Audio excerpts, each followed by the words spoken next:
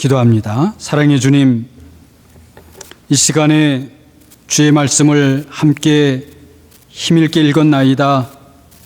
그 말씀을 통하여서 오늘 우리에게 주시는 하나님의 메시지에 우리의 마음의 귀를 기울이게 하여 주시옵소서. 전하는 이와 듣는 모든 분들이 주님 안에 성령으로 하나가 되어 하나님 아버지께 영광이 되는 복된 시간이 되게 하여 주시옵소서. 우리의 마음에 말씀의 씨앗이 뿌려지며 그 말씀의 씨앗이 우리 안에 생명이 되어서 자람이 있게 하시고 열매 맺음이 있게 하시고 우리 안에 기쁨과 감사와 찬송으로 이어지는 복된 삶으로 나아가게 하여 주옵소서. 예수 그리스도 이름으로 기도합니다. 아멘.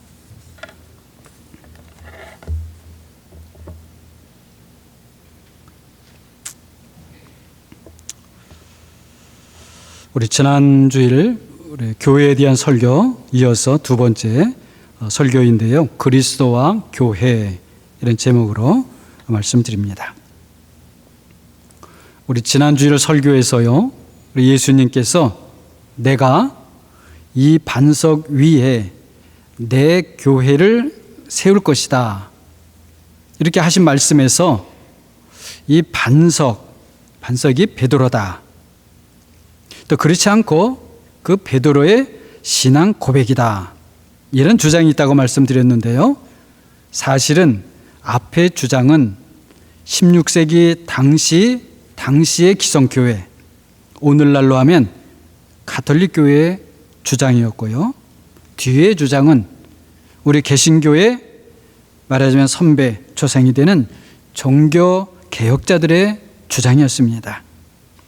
그리고 종교개혁이 시작되었던 독일 지역에서 오늘날로 하면 루터란 교회, 루터교회죠. 독일 비텐베르크의 개혁자 마틴 루터는 이 반석을 그리스도라고 했습니다. 지금 제가 보기에는 그런 것들을 가지고 서로 이것이 맞다, 저것이 맞다 주장할 것이 아니었다, 그런 생각을 해봅니다. 참 안타까운 일이죠. 그리스도께서 교회를 세우시고 우리 사람들은 그 그리스도께서 우리를 교회로 세워주세요, 이렇게 믿음으로 나아갔다면, 그렇다면 모든 것이 은혜롭게 되었을 텐데 좀 그렇게 되지를 못했습니다. 16세기 유럽은요, 흔히 서유럽이라고 하지요. 그 시대는 참 복잡다단했습니다. 우리가 역사 속에서 배웠던 르네상스라고 하는 것이 모든 사회 전반에 걸쳐서 그 시대를 압도하는 문화가 되었고요. 말하자면 오늘날 우리가 컴퓨터 문화, 또 요즘에는 AI 시대, 이런 시대가 지금 펼쳐진다 그러지 않습니까? 그런 것처럼 당시에는 이 르네상스라고 하는 이 새로운 풍조로 인해서 새로운 세상이 펼쳐지고 있었습니다. 이미 펼쳐졌지요, 16세기에는. 그리고 정치적으로는 우리는 오늘 잘 모르지만 신성 로마 황제라고 하는 그런 직책이 있었어요. 그런 황제와 그리고 지역의 왕들과 그리고 또 제후들이 또 있었습니다. 그래서 관계들이 참 복잡했고요. 그리고 경제적으로는 무역과 상업이 많이 발달을 했습니다. 오늘날 보면 그건 뭐 별것 아니다 이렇게 할지 모르지만 그 당시 사람은 그러지 않았습니다. 그런 상업, 무역이 발달해서 사람들의 이동이 많아졌어요. 오늘날 스위스 제네바 잘 알죠? 그런 제네바가 바로 그런 도시 중에 하나였어요. 16세기에 성장한 그런 도시. 그리고 교회 안에서도요, 14세기 이후에 전체 교회를 교황 중심으로 운영해야 한다고 하는 그런 교황파하고, 아니다, 지역 대표들이나 또는 지역의 큰 교회 감독들이나 또는 신학자들 또는 수도원 원장들이 함께 모여서 중요한 결정을 하는 그런 교회 회의가 중심이 되어야 된다, 이런 공의의 파가 서로 주도권을 주거니 받으면서 경쟁을 했습니다. 신학적으로도 아주 복잡해졌고요. 그러다 보니 영적으로는 때로 극단적으로 가난 사람들이 있었는데요. 이런 사람들도 있었어요. 성령을 받으면 더 이상 교회 안 나가도 된다. 성령을 받으면 그 은혜 충만하면 더 이상 교회 사는 일 필요 없다. 이런 사람들까지 생겨났습니다. 교회의 생명력이 약해지고 이런 어려움이 생기면 이런 일들이 언제든지 시대마다 생기게 되는 거예요. 거기다가 교회는 가르치는 역할을 제대로 하지 못해서 일반 교인들은 그 무지에 빠져 있었어요. 그럴 수밖에 없는 또 상황이 있었습니다. 신앙 서적이나 신학 서적들이 거의 다 라틴어로 쓰여졌어요. 성경도 라틴어 성경, 예배도 라틴어 예배, 기도문도 라틴어로 하는 기도문. 이러다 보니까 이 라틴어를 모르는 사람들은 성경을 읽을 수도 없고요. 예배도 그냥 참석만 하는 것이고, 기도문을 읽을 때에는 그냥 듣고 있다가 이때쯤이면 끝난 것 같다 하면 아멘 하고 마는 거예요. 정말 말이 아니었습니다. 그러다 보니 제가 보기에도요, 이 16세기에 서유럽에서 종교개혁이, 이 종교개혁이란 것이 안 일어날 수가 없었던 것 같아요. 뿐만 아니라 교회가 내부적으로 문제들이 많아서 이렇게 고쳐보자 또는 저렇게 고쳐보자 말들이 많았습니다. 사회는 물밀듯이 새로운 시대로 가고 있는데 당시 교회는 따라가지 못했고 내부적으로 문제들도 많았던 거예요. 아무튼 역사를 다시 돌아보면 당시 교회가 왜 그렇게까지 되었는지 참 그 역사의 그런 내용을 볼 때마다 제 마음이 답답하고 그저 개탄스러울 뿐입니다. 아마도 종교개혁이 일어나기 전에 당시 교회가 뭔가 철저한 회개와 함께 고칠 것을 고치고 새롭게 할 것을 새롭게 하는 그런 과정이 있었다면 오늘날의 가톨릭 교회 같은 그런 교회도 아마 있지 않았을 것이고요. 또 마찬가지로 오늘날과 같은 우리 개신교라고 하는 이 개신교 이런 것도 있지 않았을 것이다. 사실 그런 생각을 해보게 됩니다. 그저 역사를 돌아볼 때 그냥 안타까운 마음에서 가정을 해서 그랬다면 이라는 가정을 해서 드리는 말씀입니다. 보통 부부싸움을 하면 양쪽의 말을 다 들어봐야 하는 것이죠. 한쪽 말만 들으면 다른 배우자는 전부 다 잘못한 것 같아요. 맞아, 저 남편이 문제고 저 아내가 문제고. 그런데요, 아내 말도 들어보고 남편 말도 들어보면 양쪽 말이 다 틀린 게 아니고요, 그렇다고 또 다 맞는 것도 아닌 경우가 많죠. 물론 아주 특별하게 정말 한편 배우자가 완전히 잘못하고 그런 경우가 있긴 있겠죠. 자, 어떤 점에서 이 16세기에 우리 개신교회하고 가톨릭도 사실은 그런 면이 있었다는 거예요. 어떤 점에서는 이 16세기에 가톨릭과 개신교가 마치 동전의 양면과 같은 점이 있었습니다. 완전히 다른 것 같지만 사실은 그 뿌리는 같은 거예요. 그러다 보니 한쪽의 장점이 다른 쪽의 약점, 약한 부분이 되고요, 마찬가지로 다른 쪽의 약한 부분이 또 다른 한편 쪽의 강점이 되기도 했었던 거예요. 당시 가톨릭에서 종교 개혁자들에게 염려하면서 했던 말 중에, 여러분이 지금처럼 교회의 지도를 받지 않고 당신들의 주장대로 성경을 보는 사람들마다 각자 해석을 한다고 하면 앞으로 당신들 안에서 많은 분파들이 생길 것이다, 이랬어요. 종교 개혁자들은 당시 교회에게 교회의 머리라고 주장하는 바로 그 교황부터 낮아져서 그리스도를 교회의 머리로 인정하지 않으면 교황은 적그리스도나 마찬가지다 이랬습니다. 가톨릭은 20세기 중반에 와서야 교황이 좀 낮아지기 시작했습니다. 우린 그 내용을 잘 모르지요. 그러나 많이 낮아졌어요. 사실 19세기까지는요, 가톨릭에서 교황은 무오하다, 잘못이 없다, 그 교황 무엇을 확고하게 주장했어요. 교황은 오류를 범할 수 없다는 거지요. 20세기 중반 이후에는 그러나 가톨릭도 많이 변화된 부분이 있습니다. 오랜 시간이 걸렸지요. 그런데 반대로요, 당시 가톨릭에서 종교 개혁자들이 했던 그 염려의 말은 오늘날 400년, 500년이 지난 다음에 현실이 되어서 우리가 잘 알고 있는 것처럼 지금 개신교 안에 분파들이 엄청 많이 생겼어요.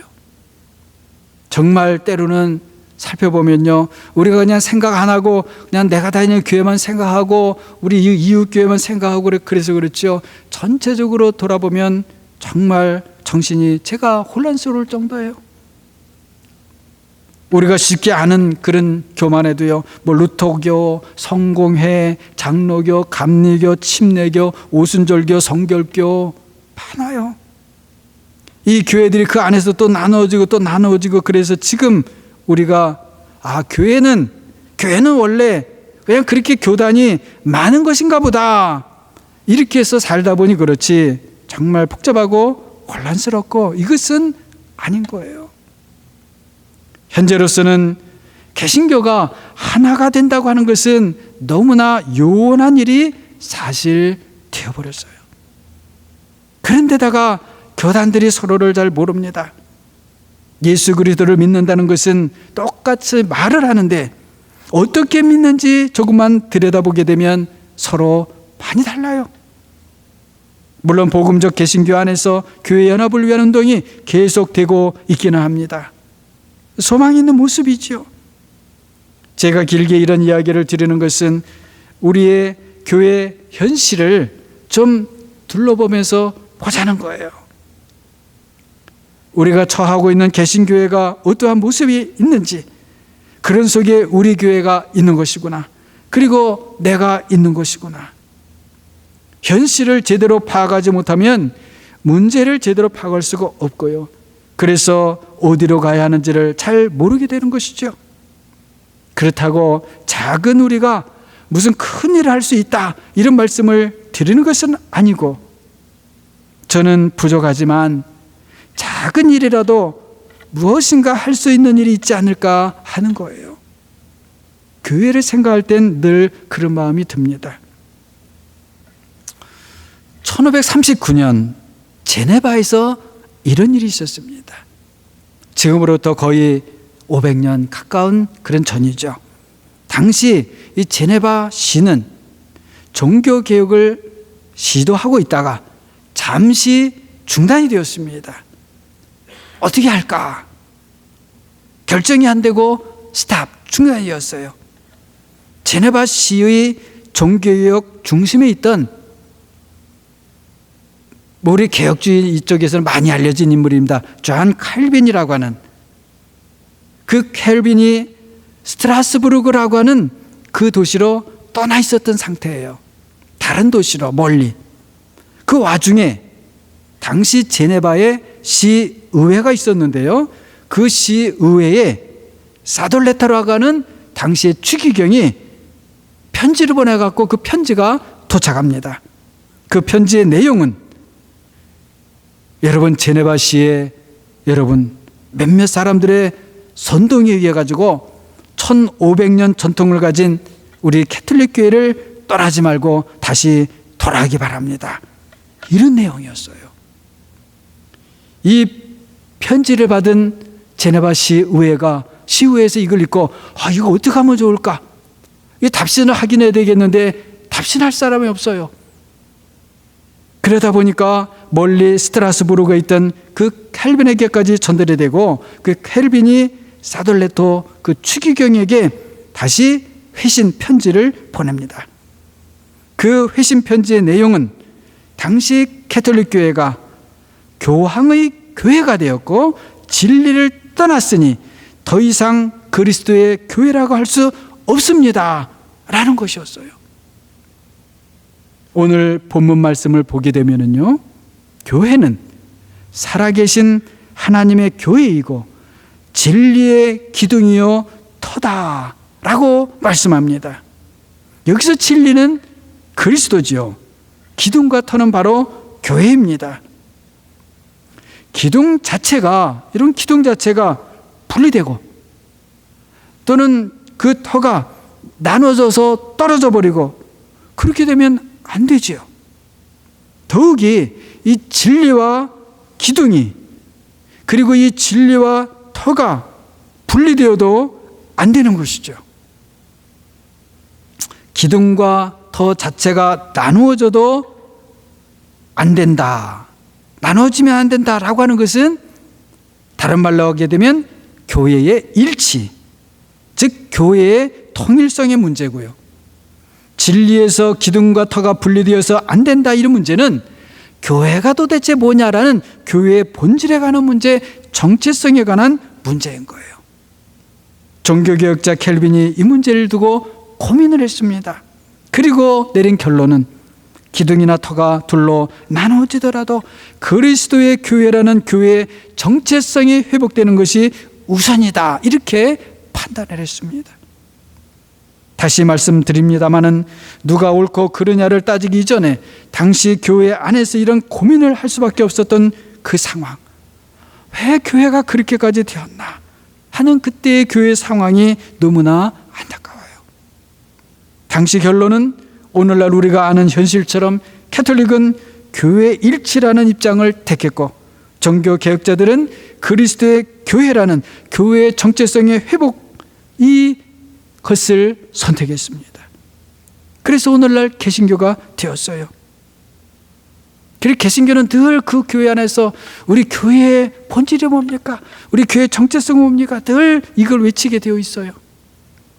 결과적으로 큰 틀에서 보게 되면 사실은 교회는 나눠지게 되었고 개신교의 진리와 캐톨릭의 진리가 달라서 서로 자신의 진리가 참 진리라고 주장하게 되었어요.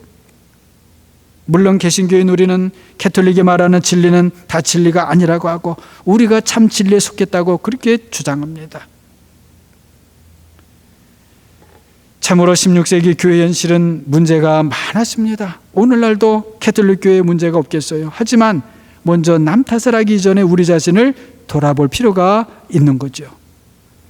우리 개신교의 문제를 솔직하게 바라보고 인정할 것은 인정해야 하는 거예요.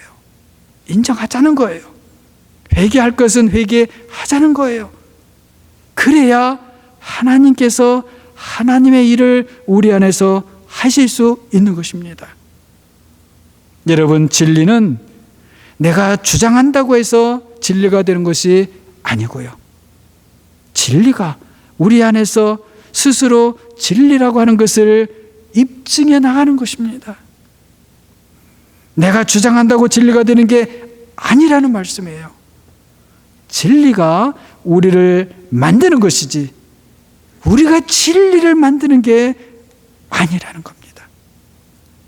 진리이신 하나님의 아들 예수 그리스도께서 우리를 교회로 만드시는 것입니다.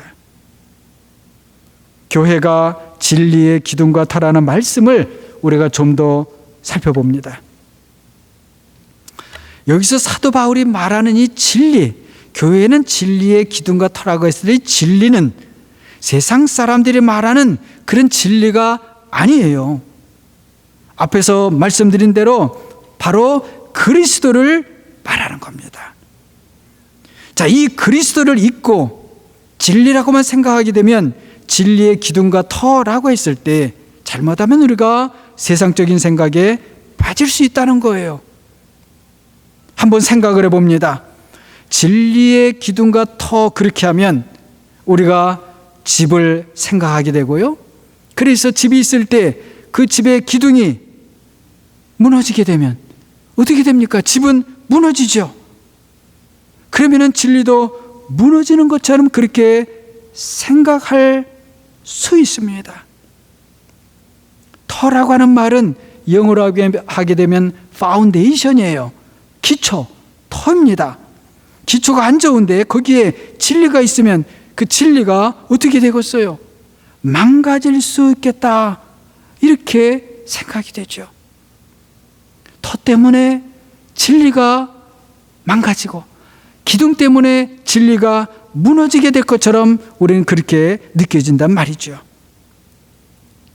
문제는 이렇게 생각하게 되면 진리보다도 기둥이나 터가 더 중요한 것처럼 그렇게 우리가 오해할 수 있게 그렇게 생각할 수 있다는 거예요. 마치 진리를 지키는 것이 기둥이나 터다, 이렇게 돼버려요. 진리를 누가 지키는가? 우리가 진리를 지키는 그런 격이 된다는 겁니다. 그런데 이것이 큰 문제입니다. 우리가 진리를 지키는 것이 아니라 진리이신 예수 그리스도께서 누구를 지켜주시는가? 우리를 지켜주시는 거예요. 이것이 거꾸로 되면 안 됩니다. 예수 그리스도께서 우리를 지켜주신다고 믿는다면 우리는 진리이신 예수 그리스도께 우리의 자신을 맡겨드리면 되는 거예요. 믿음으로. 사랑하는 여러분, 우리가 꼭 알도록 합시다. 행여 기둥이 없어져도 진리는 결코 무너지지 않아요. 진리는 세상에 있는 것이 기둥은 세상에 있는 것이고요. 그러나 진리는 세상에 속한 것이 아니기 때문에 그렇습니다. 물론 진리가 없어도 이 기둥은 남지요. 기둥은 세상에 있는 것이기 때문에 그래요. 다만 그렇게 되면 그 기둥은 진리 없는 기둥이 되는 것이죠. 그냥 생명 없는 돌덩어리뿐인 기둥이 되는 겁니다. 그리스도와 교회의 관계가 그런 것입니다.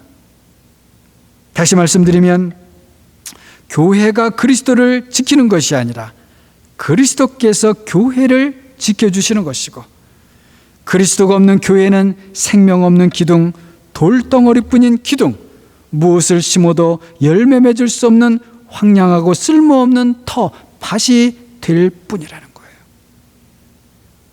우리 주님께서 분명히 내가 이 반석 위에 교회를 세울 것이라고 말씀하셨지요. 그리스도께서 생명 없는 돌덩어리들과 같은 우리들을 불러서 놀랍게도 진리의 기둥이 되고 진리가 머무는 터로 만드시고 세우실 것입니다. 우리는 그 그리스도께 믿음으로 순종하면 되는 거예요. 그렇다고 지금 목사인 제가 하자는 대로 하면 됩니다, 이런 말씀을 드리는 게 아니에요. 목사도, 우리 장로님들도, 권사님들도, 집사님들도, 그리고 여러분 모든 분들이 오직 한 분 예수 그리스도를 우리가 참으로 따른다면 우리 모두가 진리의 기둥으로 세워지고 진리의 터로 만들어질 것이라는 그런 말씀입니다. 그렇기 때문에 우리는 서로서로의 하는 말을 기울여야 합니다.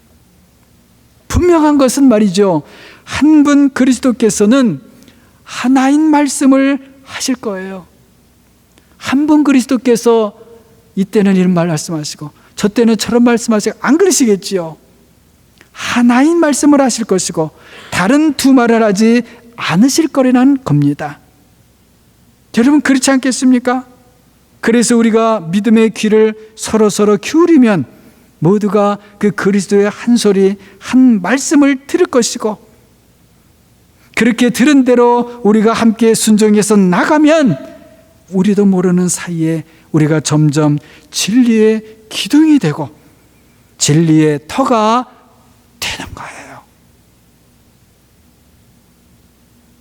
다시 말씀드립니다만 우리가 진리를 결코 만드는 것이 아니고 진리가 우리를 만드는 것입니다. 밴쿠버에서 두 목사님들이 같이 교회를 합쳐서 함께 목회하자고 한 경우들이 여러 차례 있었습니다. 그런데 그런 경우 처음에는 잘 시작했다가 사실 몇 년이 안 돼서 문제가 생기고 좀 어려움이 생기고 서로 목사님들이 떠나고 교회도 당연히 어려워지고 그런 경우가 많이 났습니다. 그런 면에서 사실은 8년여 전에 우리 예수마을 교회와 목양교회 그리고 이경원 목사님과 제가 함께 하게 되었을 때에 주위에 여러분들이 이 두 목사들이 그리고 합쳐진 두 교회가 어떻게 될까 사실 염려하는 마음이 없지 않았습니다. 지금은 8년이라는 세월이 지났고 그리고 이 목사님과 저와의 관계도 그리스도 안에서 한 믿음 한 소망 가운데 이전보다도 전보다도 더욱 견고해졌고요. 여러분의 협조와 지지 속에 그런 목회 리더십의 변화까지 지금 이루게 되었습니다.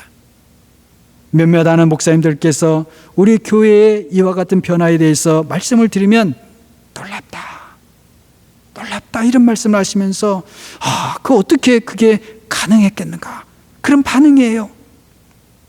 사실 저도 잘 모르겠습니다. 하나님의 은혜이고요. 하나님께서 우리 안에 무엇인가 하나님의 일을 하고 계시는 증거라고 저는 믿습니다. 하나님의 은혜가 하나님께서 우리를 이렇게 지금 무엇인가 만드셨고 만들어 가시고 계속해서 새롭게 만들어 가실 겁니다. 우리에게 은혜를 주시는 분이 다른 분이 아니고 우리를 만드신 하늘과 땅을 창조하신 하나님이시기 때문에 그렇습니다. 우리 교회에서 벌어진 일은 하나님의 아주 작은 일입니다. 많은 사람들에게 보이지 않아요. 마치 겨자씨 한 알 같습니다. 겨자씨 한 알이 땅에 떨어져서 사람들의 눈은 보이지 않지만 점점점 자라는 것처럼 목사와 목사가 하나가 되고 그리고 목사와 장로님들이 하나가 되고 그리고 목사님과 장로님들이 다시 권사님들과 집사님들과 하나가 되고 그리고 다시 온 교회가 하나가 되면서 자라가는 일이 우리 가운데서 저는 계속될 것으로 믿습니다. 어떻게 그 일이 진행될는지 저는 잘 솔직히 모릅니다. 그러나 하나님께서 작은 일을 하셨다 할지라도 하나님께서 하신 일이라면 그 일을 계속해서 해나가실 것이라고 저는 믿는 뿐입니다. 물론 우리가 교만하면 안 됩니다. 그렇지만 우리가 진리이신 하나님의 아들 예수 그리스도께서 이끄시는 대로 따라가만 간다면 그렇게 될 것입니다. 그러나 우리가 그 그리스도를 따라가지 않는다면 반대의 일이 벌어질 거예요. 서로 의심하고요. 그러다가 다투게 되고요. 마음들이 차가워지고요. 서로 감추고 뒤에서 비판을 하게 되겠죠. 그래서 우리는 조심해야 됩니다. 하지만 우리 교회는 우리의 건축자이신 예수 그리스도를 앞으로도 한 믿음으로 함께 따라갈 것이라고 믿습니다. 그리스도를 따라간다고 하는 것이 어떤 것일까? 그런 생각을 해보았습니다. 한번 여러분 초기 교회 1세기, 2세기, 3세기 그 교회를 한번 생각해 보죠. 그때는요 좀 간헐적이었지만 기독교를 박해하는 일이 꽤 있었습니다. 어떨 때는 아주 심각한 박해가 있기도 했고요. 그러다 보면 순교를 해야만 하는 그런 때 박해의 시기가 있었습니다. 만약 그러한 박해가 오늘날 벌어진다면, 그래서 만약 우리 교회가 그런 박해를 받게 된다면 순교하는 일의 1순위가 누가 되겠습니까? 순교하는 1순위가 누가 될까요? 당연히 담임 목사인 저입니다. 제가 순교해야 되는 상황이 벌어지면 제일 먼저 기쁨으로 감사함으로 나가야 될 사람이에요. 저 다음엔 누구겠습니까? 여러분, 저 다음에는 누구겠어요? 제일 키 큰 분이요? 제일 힘센 청년이요? 아닙니다. 장로님들입니다. 우리 장로님들 얼굴이 갑자기 좀 굳어지신 것 같은데요. 장로님이에요. 그 다음에는 권사님들이에요.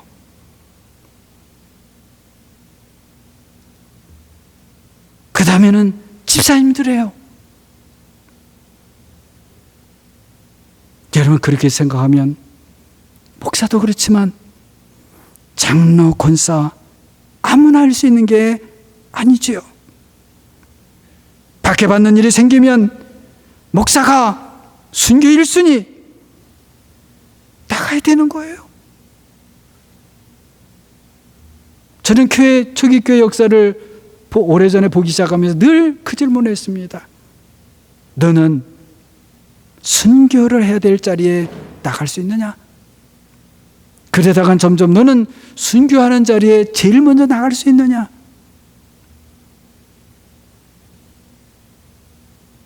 그냥 여러분들이 좀 이해하고 들으시면요, 이제는 나갈 수 있을 것 같아요.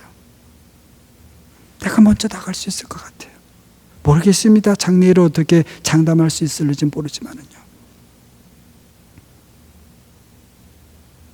우리 장로님들, 제가 선교 1순위에 나가서 그렇게 순교하면 그 다음에 2순위로 오실 수 있겠어요?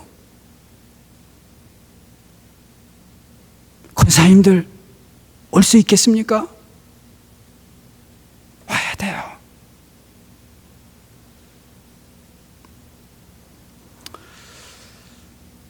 그렇다고 우리가 미래에 걱정할 필요 없습니다. 때가 되면 하나님께서 저를 포함해서 그 때에 맞는 은혜를 주실 겁니다. 중요한 것은 무엇인가? 우리 모두가 한 분 그리스도를 따라가는 거예요. 평소에 따라가지 않던 사람이 순교의 시간 되면 따라갈 수 있을까요? 불가능합니다. 평소에 주님을 따라가던 사람이 순교의 자리도 주님 따라 갈 수 있는 거예요.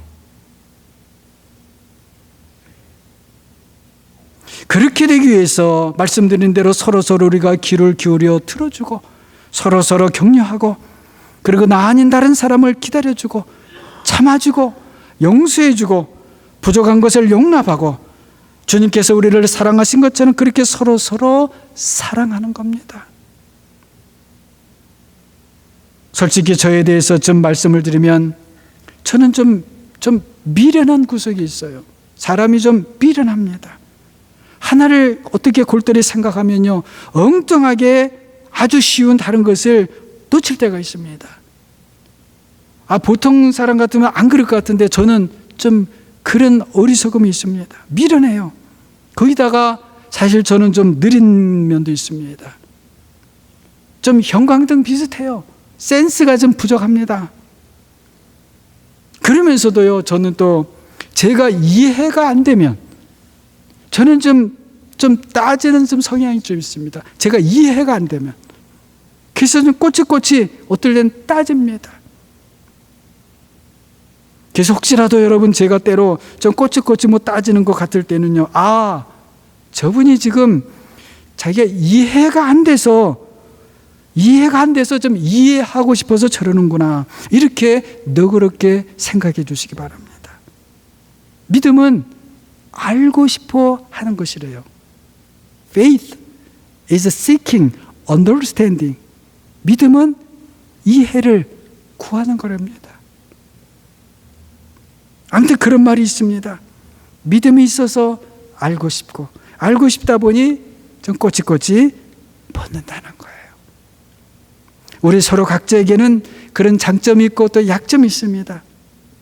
나의 장점이 희한하게 어떤 다른 사람에게는 그것이 또 나의 약점이 되기도 해요. 서로 간에 마찬가지거든요.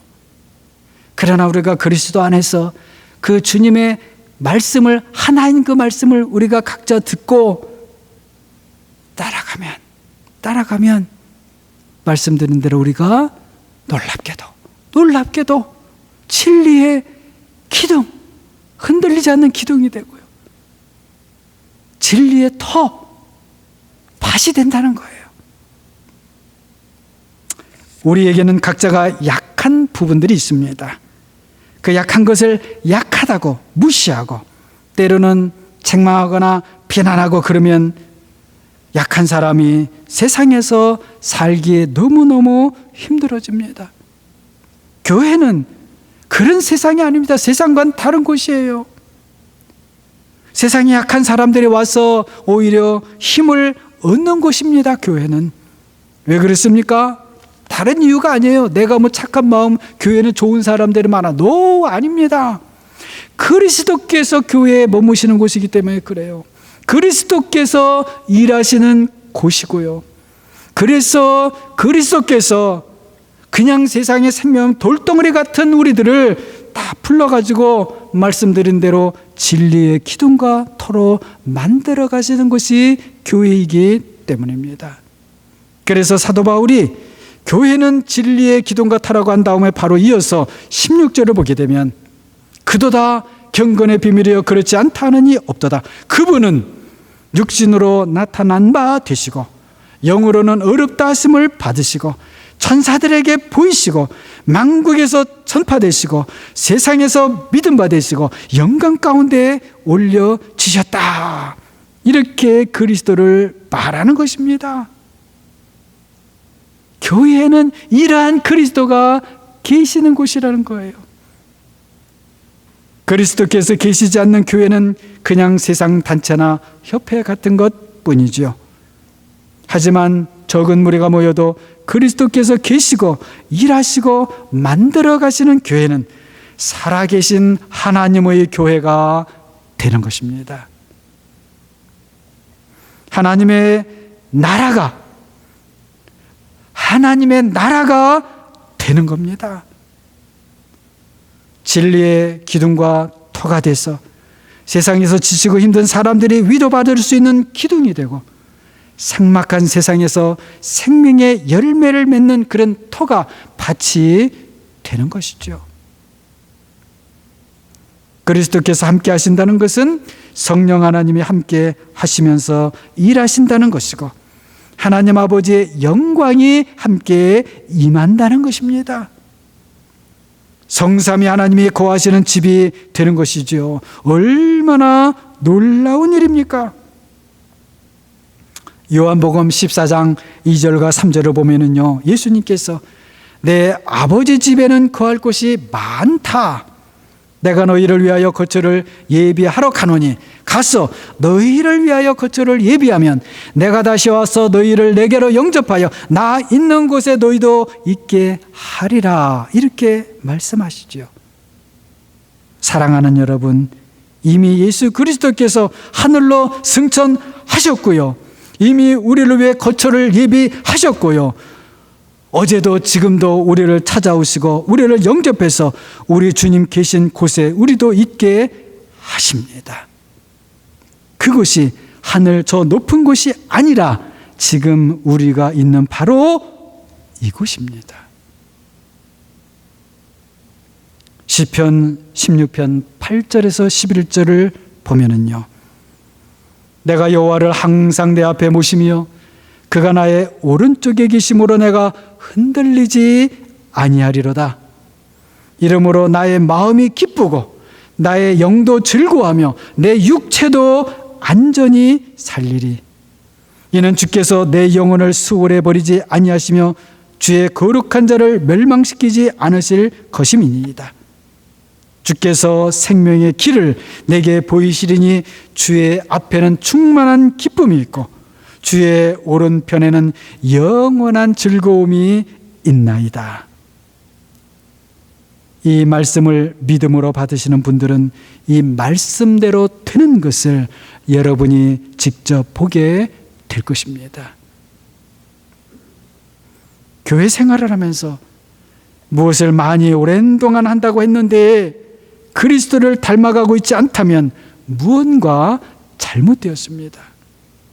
주님을 따라가다 보면 주님을 닮아가게 되어 있기 때문이죠. 우리가 주님을 닮아가고 있지 않다면 그 자리에 멈추어 서서 우리가, 그리고 내가 지금 어디로 가고 있는지를 살펴보아야 합니다. 그리고 다시 십자가에 못 박히신 그리스도를 다시 바라보아야 됩니다. 거기서부터 우리가 다시 부활의 생명으로 살기 시작하는 겁니다. 그리스도께서 성령으로 우리 안에서 일을 하시면 우리에게는 언제 어느 때나 그리고 어느 곳에 있든지 가능성이 있는 것이고요. 소망이 있는 것이고 생명이 자라고 있는 것이고 충만한 기쁨이 그리고 영원한 즐거움이 있을 것입니다. 그것이 바로 주님께서 반석 위에 내 교회를 만들고 계시는 바로 그것입니다. 오직 그리스도 안에서 성령으로 하나님의 영광을 위해 살아 계신 하나님의 교회로 그래서 진리의 기둥과 터로 우리 함께 만들어져가는 모두가 되시기를 주님의 이름으로 간절히 축원합니다. 기도합니다.